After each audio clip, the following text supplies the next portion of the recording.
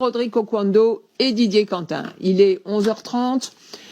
Nous avions normalement maintenant le compte-rendu de la mission Cameroun. Je vous consulte du regard. Il y a une hypothèse qui est de le faire maintenant et une hypothèse qui est de le faire le mercredi 25 mars, c'est-à-dire au retour de la suspension du Parlement due aux élections. Donc je vous consulte du regard, cher Didier Quentin. Oui, moi je crois, si Rodrigue en est d'accord, que ça serait pas mal de la renvoyer au 25 mars. Alors ce qui est vrai, c'est qu'il y a une actualité imminente. Oui. Il y a eu le massacre d'il y a quelques jours. Il y a eu la déclaration faite par le président de la République répondant à une interpellation lors du salon de l'agriculture.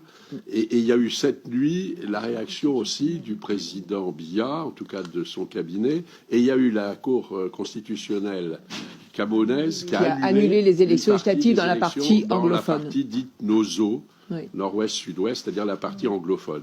Mais je crois que le sujet, sans vouloir, mérite quand même qu'on y passe plus d'une demi-heure. Rodrigue.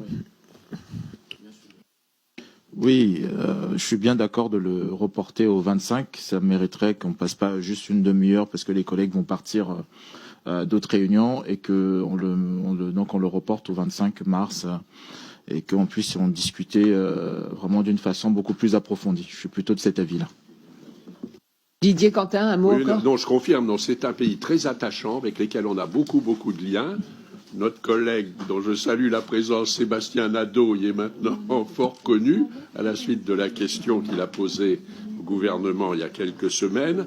Et il y a aussi des pages tragiques, comme celles qui ont été évoquées à propos de Madagascar. Il y a notamment ces mouvements pour l'indépendance qui ont conduit à des affrontements assez violents et qui sont souvent sortis de nos mémoires. Donc tout ça mérite, je crois, une attention particulière. Et c'est un pays tout à fait particulier puisque colonisé par les Allemands, et c'est à la suite du premier conflit mondial qu'il y a eu cette partie française, cette partie anglaise. Tout à fait. Je suis d'accord avec vous. Il faut y passer du temps. Sébastien Nadeau. Oui, je comprends tout à fait ce report, mais je voudrais simplement dire quand même deux mots. C'est un petit peu la voix tremblante en pensant à ces enfants, à ces gens massacrés à Ngarbu le 14 février, dont on sait aujourd'hui que le massacre a été perpétré par des membres de l'armée régulière, accompagnés de civils issus d'une tribu, et donc on est avec tous les ingrédients d'un dérapage vers des crimes de guerre et de génocide.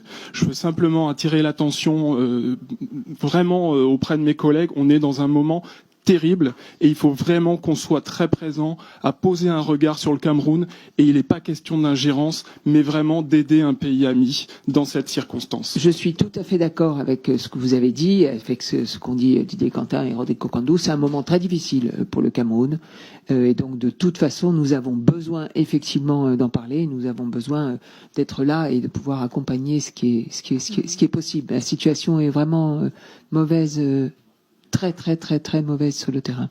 Donc merci à vous toutes et à vous tous.